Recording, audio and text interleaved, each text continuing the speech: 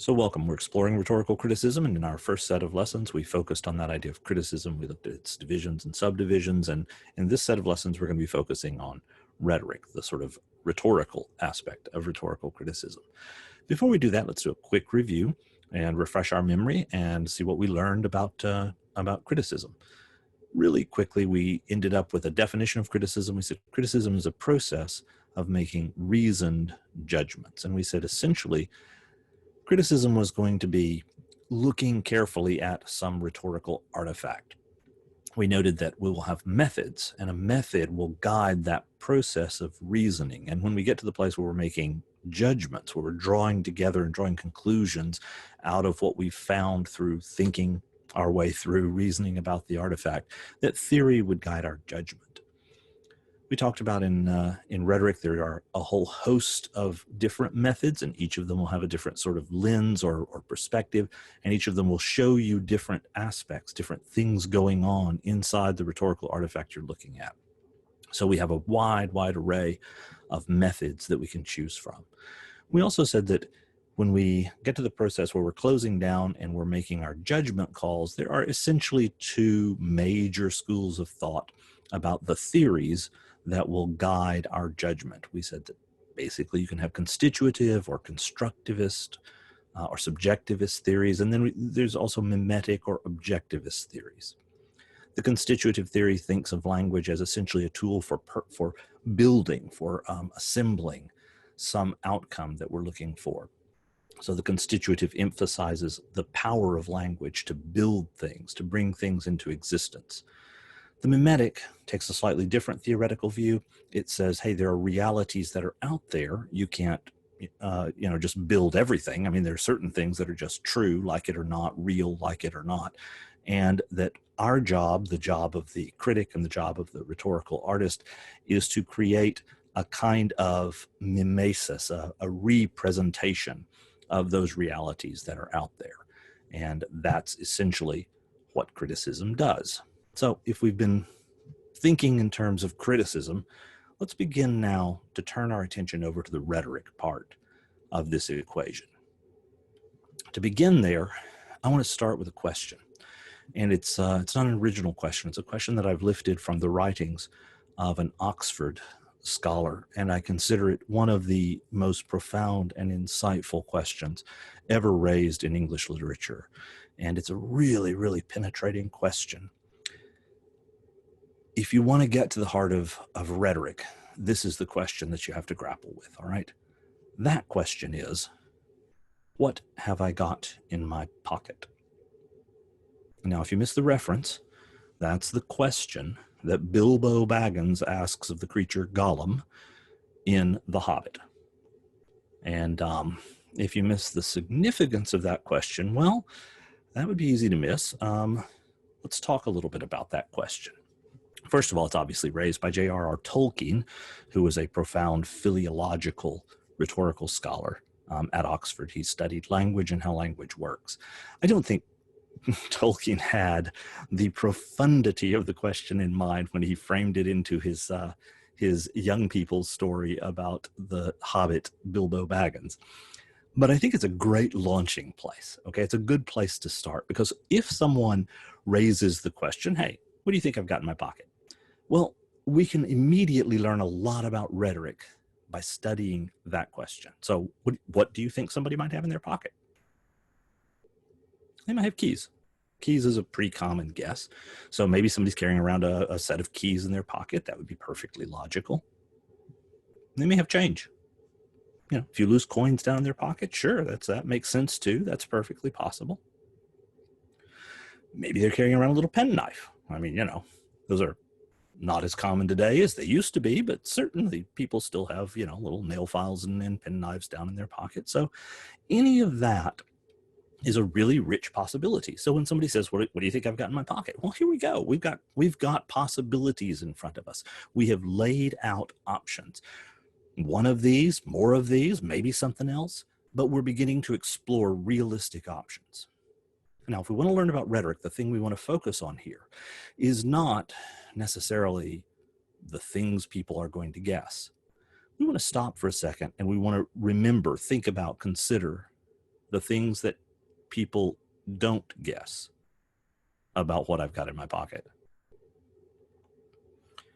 Nobody is ever going to say to you, well, perhaps the planet Saturn. Maybe you've got Saturn in your pocket. That's what you've got in your pocket.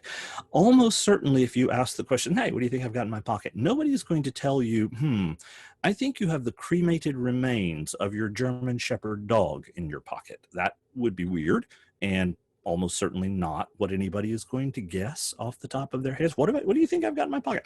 Nobody is going to say, well, I think you've got all the love in the world in your pocket. That's what you're carrying around in your pocket. It's love. Okay, so why? Why is it that when I ask, what do you think I've got in my pocket? Things like keys and change come to mind, but the planet Saturn and all the love in the world doesn't come to mind. Why? Well, there is a really profound answer to that question.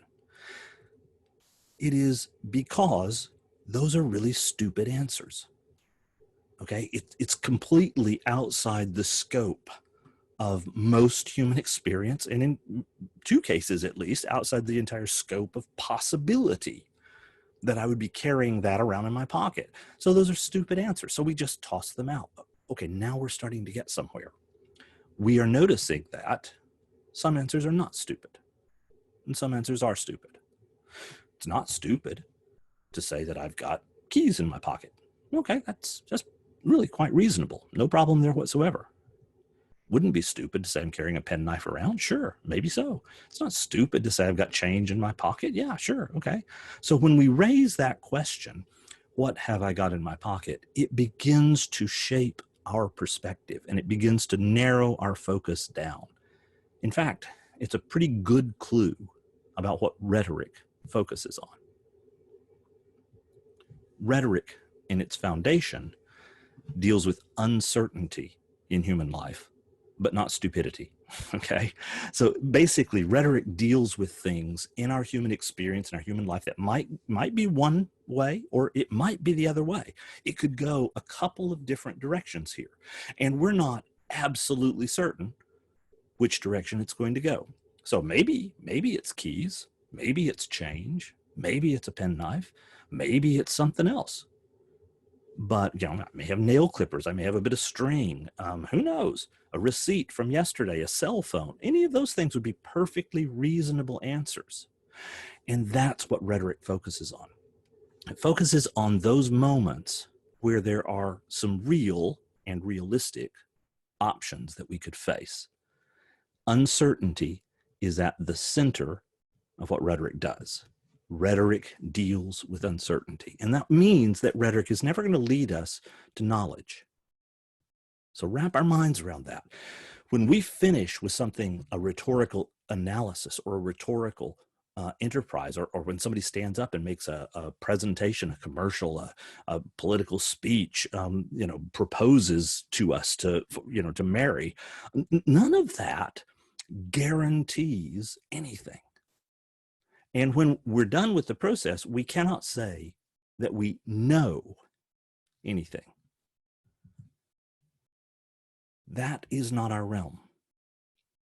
Rhetoric doesn't deal with knowledge. Rhetoric deals with possibility, not knowledge. And so, let's take a second and get a closer look at what it is we don't do, because knowing what we aren't doing will be very, very helpful in understanding what we are doing. So knowledge basically focuses on things that we can absolutely prove. You remember our discussion when we were talking about criticism? We talked about science. Science can get duplicable results, right? You can do it over and over again. You get the same answer. Okay, that's the kind of thing we're talking about here. We can say we know things when the evidence is overwhelming. Something can be absolutely proven. That's the realm of knowledge. We say we know something when virtually everyone who can understand the evidence, so everybody who can understand the evidence that led to that conclusion, they draw the same conclusion. So virtually everybody who can understand the evidence that brought this conclusion to the foreground, when they look at the evidence, they draw the same conclusion. So when everybody is getting the same answer, who understands the evidence that led here, that's when we say, okay, we know that. Now, knowledge happens when we get it, when we understand something. But of course, what happens if down the road a little bit, we say, hey, we now understand it a little better? Who gets to come along and say, hey, you say you know this, but I don't think you know it as well as you think you do? Who gets to challenge what we say we know? That's a really good question, and it's a crucial question to understand in the realm of knowledge. In the realm of knowledge, you only get to challenge our conclusions when you have proven to us that you thoroughly understand the evidence that led to that conclusion. Remember that idea, virtually everyone who can understand the evidence arrives at the same conclusion? Well, okay, everybody who understands the evidence draws this conclusion. And then all of a sudden somebody pops up and says, you know what? I thoroughly understand the evidence that led to this conclusion. I really do. Here, I can show you. I can prove to you that I know the reasoning and I understand the evidence that got us here. But I think we're wrong. Okay, now that happens, but it only happens once somebody has shown to us that they understand how we got to what we say we know. Now, most of the time, when somebody is going to challenge knowledge, in the realm of knowledge, if you're going to say, hey, you got it wrong, that's almost always going to happen in one of two ways, all right? If you want to challenge knowledge after you've proven you understand the reasoning and the evidence that got us to that conclusion, usually somebody comes along and says, yeah, I see the reasoning that you've got here. But you know what? In step two, I think you're overemphasizing what happened there. I don't think it's quite as important as you say it is. Let me explain to you why. All right, so that's one way to challenge knowledge. Another way is, of course, to say the opposite. Hey, you missed something. I understand the reasoning that led here, but you left this out. You never thought to look here. And here's more information, more data, more perspective that we can bring in, and that will change what we know. So basically, overemphasizing something or underemphasizing something, that's usually the way that people with knowledge challenge knowledge. The people who understand how we got to the conclusions, when they challenge knowledge, they usually challenge knowledge by saying, hey, too much emphasis on this, you left this out. That's the way we do it. Now, one of the things that's wonderful about knowledge is that the evidence that goes into making us say we know that evidence is public. What we mean by that is anybody can go get that. In a free society, in a society like ours, a free society, anybody can go get the evidence that led to that conclusion. Anybody can look at it. You can go get PRL. You can get a physical review letter, and you can open it. You can read the Astrophysical Journal. You can read the New England Journal of Medicine. You can pick these up, and you can yourself go read the evidence that led to that conclusion. So that's wonderful, and that's spectacular. But there's a flip side to that, okay? Let's not get crazy here. Let's make sure we understand. Yes, anyone can access that data, that evidence that led to the conclusion, but that doesn't mean everybody can understand it, right? So in my world, my beloved is a nuclear physicist. So she understands things that I have absolutely no grasp of whatsoever. She studies how things turn around. As best I can figure it, she's talking about how things spin inside some part of an atom. And that's really all I know about it. Okay, now, could I challenge what she says she knows about physics? Well, of course not. Why? Because even if she presented the evidence to me, I would not be able to understand it. I would never be able to work through the calculations she works through to show the kinds of proofs and mathematical knowledge and experiment. She's acquainted with physics experiments, and I don't understand any of that. So I can never challenge her knowledge. I don't get to go in and say, you know what, you physicists, I think you got it all wrong. Now, why don't I get to do that? Well, because I don't understand their evidence. And until I understand the evidence that led to their conclusions, I don't get to challenge their conclusions. That's the rule. Okay, that's just how the game is played. You don't get to challenge the conclusion until you can show that you know how that conclusion got formed. All right, I never will because I will never understand that evidence. All right, so there we are. The evidence is public. Anyone can access it, but it doesn't follow that everyone can understand it. All right, so let's sum up a little bit here about this world of knowledge. All right, we say we know something when virtually everyone who can understand the evidence arrives at the same conclusion. We say you only get to challenge knowledge, claims of knowledge, that they can only be challenged when you have shown. You don't get to challenge knowledge until you have shown that you thoroughly understand the evidence that led to that conclusion. Usually when we're going to challenge, we challenge by saying, hey, you overemphasize something or you underemphasize something. That's usually the way how we understand the world. What we know about the world usually moves forward on one of those two axes. That's how knowledge works.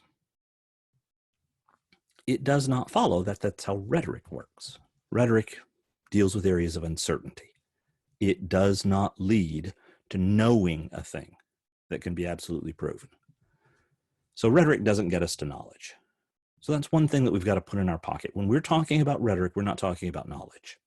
Now, rhetoricians can use knowledge, of course, things that we know, to help build cases and show that one thing is likely and another thing is not. Think back to my keys, right? You can use what you know about how the world works and use what you know about the planet Saturn to pretty quickly draw conclusions that I don't have Saturn in my pocket, right? So knowledge is helpful to us in rhetoric, but that's not the realm of rhetoric. It's not what rhetoric does. It's not what we function on. But if that's an area where rhetoric does not work, there's a second area too, where rhetoric does not work. Rhetoric's not about personal preference, okay? It's not about something you want. So let's much more briefly take another look at something rhetoric does not do, okay? Rhetoric is not about your personal preferences. Personal preferences are your own private, what you like, what you want, what you desire, your hierarchies. You want three things, but this is the one I want the most. That's a hierarchy. When we're talking about hierarchies here, we're talking very much about your own personal preferences, your personal hierarchies. Like, you like chocolate ice cream more than you like vanilla ice cream, right? Some people are beach people. Other people are mountain people, all right? So, you go see a movie and you say, wow, I saw that movie and you know what? I kind of like that movie. It was kind of cool. Or maybe you say, I don't know. I didn't care that much for it. Or maybe your conclusion is that you really dislike the movie. Okay. Those are personal preferences. Personal preferences are just your own private responses, your gut level feelings. All right. Your gut level reactions to the world. What do you like? What do you not like? What do you want? What do you desire? How do you rank things? That's the issue. Preferences in this context are very personal, they're very private, they're very individual. Now, think about that for a moment. Your preferences are private, personal, individual tastes. That's all, nothing else. So what's the evidence for your personal preference? You're the evidence for your personal preference, right? It's your own private feeling. If you set out and say, hey, I'm a chocolate ice cream person, I have absolutely no way I could ever say to you, oh, no, you're not possible.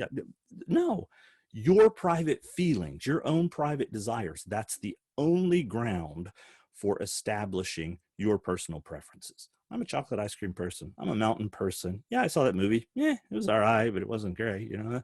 All of that is based on your own personal preference. So your private feelings are the case for your personal, they're the evidence for your personal preferences. You don't have any reasons for this. You don't need any reasons. Okay? So rhetoric doesn't deal with knowing, and it doesn't deal with personal preference. So what does it deal with? I mean, what is rhetoric about? Well, that's a good question. Rhetoric doesn't lead to knowledge. It doesn't deal with personal preference, but it is a well-grounded sense of confidence. Rhetoric deals with conviction, all right? It's not knowledge, it's not private preference, it's conviction, a sense of confidence. Okay, so that just simply doesn't help, does it? Not until we know what conviction is. Okay, let's go back to our old friends, the Greeks. The word in Greek is pistis, the word in Latin is fides. And in the Greek frame, this means confidence. It means trust, a faith in. That's what we mean by confidence. That's what we mean by conviction. A conviction is your belief, your faith, your trust. But it isn't just personal preference. It's not arbitrary choice. It's not like it's irrelevant. That's not what we mean at all. That isn't a conviction. If it doesn't matter and you don't have any really good reasons one way or the other, we're not talking about convictions. We're talking about personal preferences. That's not, absolutely not, rhetoric. Rather, rhetoric is in the realm of uncertainty, and it basically focuses on human convictions, confidence, faith, trust that we have about some idea, but that confidence is backed up with good reasons. It's not arbitrarily chosen. We didn't flip a coin. We came to this conviction, this matter of confidence, of faith, of trust. We came to that with good reasons, but there's no absolute proof. If there was absolute proof, it'd be knowledge. We wouldn't need conviction. So we live in a realm, in the world of rhetoric, where we are looking at human convictions, the things they have confidence, faith, trust in. And we're looking at the reasons they give for embracing that faith, that trust, that confidence. So when we think about the question, what have I got in my pocket? It's not really hard now to look back and say, well, how much confidence, how much conviction, how much trust would you put in me if you said, hey, what do you got in your pocket? And I said, the planet Saturn. Well, I mean, if I gave you that response, how much confidence could you have in my answer? Well, I can tell you, you would have zero confidence in my answer, right? If you ask me, what have you got in here? And I say, I am carrying all the love in the world in my pocket. Again, your response would be, okay, no, you're not. Obviously, you're not doing that. There's zero confidence there, all right? If you say, so what do you got in your pocket there? And I said, I am carrying around the cremated remains of my dearly beloved dog. Well, okay, that's not out of the realm of possibility, but probably that's not the kind of thing people keep in their pockets most of the time. Your confidence in that answer, I hope, would be very, very, very extremely low. So that's just not a place where any kind of confidence can be generated. But if you said, hey, what do you got in your pocket? And I said, well, keys. Well, I mean, yeah, actually, that's reasonable. That's fairly likely, in fact, because if I left my car, if I left my home, my office, I locked it up, I got keys on me, so yeah, probably I do have keys in my pocket. So that's fairly likely. Okay, so good. You could have a fairly high degree of confidence if that was my response. If I said, well, I'm carrying a pen knife, I got a pen knife. Well, I don't know. Maybe, I guess so. Like I say, it's much more common a while back that people carried pen knives around with them. But I'm an old man. Maybe so. Yeah, sure. That's reasonable. I could put some confidence on that. Change. Yeah, I got some coins. Well, okay. I mean, where else would I have my coins? Okay, it's somewhere in my pocket. Okay, so that makes some sense. So that's the sort of thing rhetoric focuses on. Rhetoric focuses on those things where there are reasons for you to offer some confidence. That's rhetoric. So let's sum this up where we've gone so far. There are basically three different arenas of human experience that we've talked about, three parts of our intellect, of our interior life. We've said there are things we know, That stuff, we can absolutely prove that stuff. Everybody can look at the evidence, and if they understand the evidence, they go, yeah, okay, yeah, that's exactly where that evidence leads. Okay, that's knowledge. That's great. In addition, this part of us inside also carries around desires, things that we prefer, things that we like. Okay, we don't have any real reasons for these things, but then we don't need any real reasons for those things. All they are is just the status of what is down inside me going, want that. Okay, so yeah, we don't have evidence for that. We don't need evidence for that other than the fact that, yeah, that's what we want. But then between these two things we can absolutely prove and things that we just arbitrarily prefer for some reason, there is the realm of conviction. These are things we have a measure of confidence in, pretty good measure of confidence in. Our beliefs, our acceptance, our trust, our conviction is based on good reasons. Now, they're not so good that they're knowledge. They're not so good that we can absolutely unquestionably prove that this is true. It's not that kind of a belief. We don't have that kind of a belief. We have rather conviction, faith, confidence in our conclusions. If I have confidence in my conclusions, I can give you reasons for them. That's what rhetoric focuses on. It focuses on the giving of reasons for forming convictions, confidence, faith. So if the question comes up, should you vote for candidate Quirolus or should you vote for candidate Stultus? Well, you might just make that decision based on your own arbitrary preference. I don't know. I just like the way Stultus looks. Let's go with Stultus. Okay, there's no reason there. That's just your gut level feeling talk. But if we begin to talk and you say, well, I tend to lean towards Stultus because I like the way he approaches the idea of education, and I think that's a really important issue. So now all of a sudden, the second we begin to give reasons for our choices, they cease to be preferences. The things you prefer that don't have any actual reasons for them, those things become convictions the moment you begin giving reasons. If you give a reason, we've moved out of the realm of preference. So let me give you an example. I got a buddy of mine, lives in New Orleans, chef, okay? Good chef, okay? If you know anything about New Orleans, you know they got a lot of things going for them down there. Good food is on the list, all right? So this is a guy who's a chef. He's worked in some top restaurants inside of the circuit in New Orleans. So you ask him about chocolate. Hey, you like chocolate or vanilla better? His answer is going to be chocolate, hands down. And you go, okay, why? You just like chocolate? And he's going to say to you, no. It's not that I like chocolate. It's that chocolate, real chocolate, good chocolate, has this balance between a bitter and a savory. And it's that tension, that balance between those two that creates a space that brings out so many other flavors. So if you just take a dash of chocolate and you mix it in with a certain kind of sauce that you're making here that's going to go in your jambalaya, all of a sudden you're going to catch subtleties in the flavors that you would. Okay, now hold it. This is not a guy who's got an arbitrary preference for chocolate. This is a guy who knows why he thinks chocolate is better than vanilla, because he'll tell you, you put vanilla in there, it flattens the flavors. It just turns everything into sacra, just sweet. It overwhelms everything.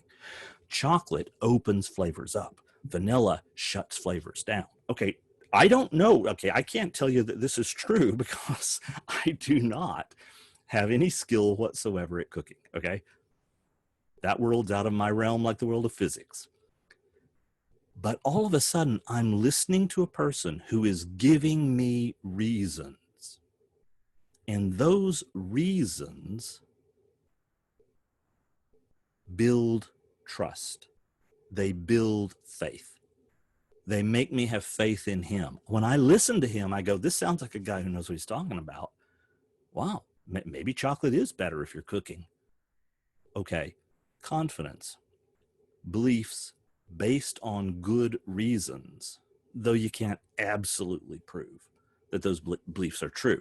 The minute we begin giving reasons to back up what we believe, what we say, what we think, then we have moved out of the realm of knowledge, out of the realm of preference, and we are now in the realm of rhetoric. The realm of rhetoric is that realm in which our convictions are presented based on the good reasons we have, though we honestly acknowledge there's no absolute proof. That is what rhetorical criticism is going to be making its reasoned judgments about, the convictions and the reasons to back up those convictions. Rhetoric and convictions, then, are going to need a little bit more exploration, and we're going to do that in our next lesson.